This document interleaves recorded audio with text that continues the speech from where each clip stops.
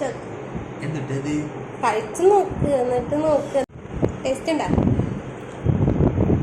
Main ingredient എന്താണെന്ന് മനസ്സിലായ? ഇതാണിത്.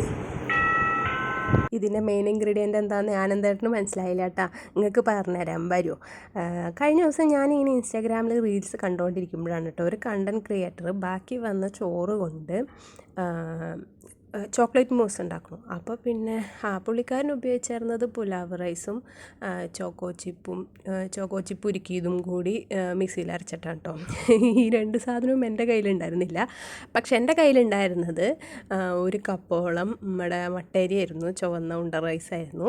പിന്നെ ബാക്കി വന്ന കുറച്ച് കണ്ടൻസ് മിൽക്കും പിന്നെ ആസ് യൂഷ്വൽ എൻ്റെ കയ്യിലുണ്ടാകുന്ന കൊക്കോ പൗഡറായിരുന്നു. കണ്ടൻസ് മിൽക്ക് ഒരു 30 ഗ്രാമോളാണ് ഇട്ടുണ്ടായിരുന്നത്.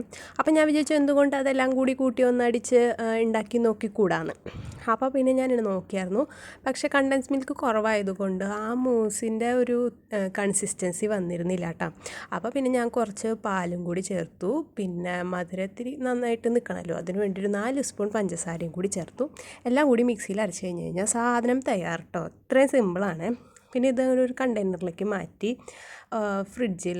ഫ്രീസറിൽ ഒരു 6 മണിക്കൂർ, ഞാനൊരു 6 മണിക്കൂറോളം വെച്ചായിരുന്നു കേട്ടോ. നിങ്ങൾക്ക് ഒരു 6-7-8 മണിക്കൂറൊക്കെ വെച്ചോളൂ. അപ്പം വെച്ച് കഴിഞ്ഞ് കഴിഞ്ഞാൽ സാധനം തയ്യാറായിട്ടാണ്. ഞാൻ പിന്നെ ഭംഗിയാക്കാൻ വേണ്ടിയിട്ട് മേലെ കുറച്ച് കൊക്കോ പൗഡർ കൂടി ഇട്ടു. സാധനം സൂപ്പറായിരുന്നു. പക്ഷേ ഒരു ചെറിയ പ്രശ്നം എന്തായിരുന്നു വെച്ച് കഴിഞ്ഞാൽ ഒരു തരി പോലെ ഉണ്ടായിരുന്നു. മേ ബി അത് ഞാൻ ഈ മട്ടരി ഉപയോഗിച്ചുകൊണ്ടായിരിക്കാം. പുലാവ് റൈസ് ഉപയോഗിച്ചിരുന്നെങ്കിൽ പിന്നെ ഇതിനും കൂടി സ്മൂത്തായിട്ടിരുന്നേനെ. അതും വെച്ച് തീരാണ്ടൊന്നും ഇരുന്നില്ല കേട്ടോ. അതപ്പം തന്നെ തീർന്നായിരുന്നു. എനിക്ക് ആനന്ദേട്ടനും വലിയ ഇഷ്ടമായി.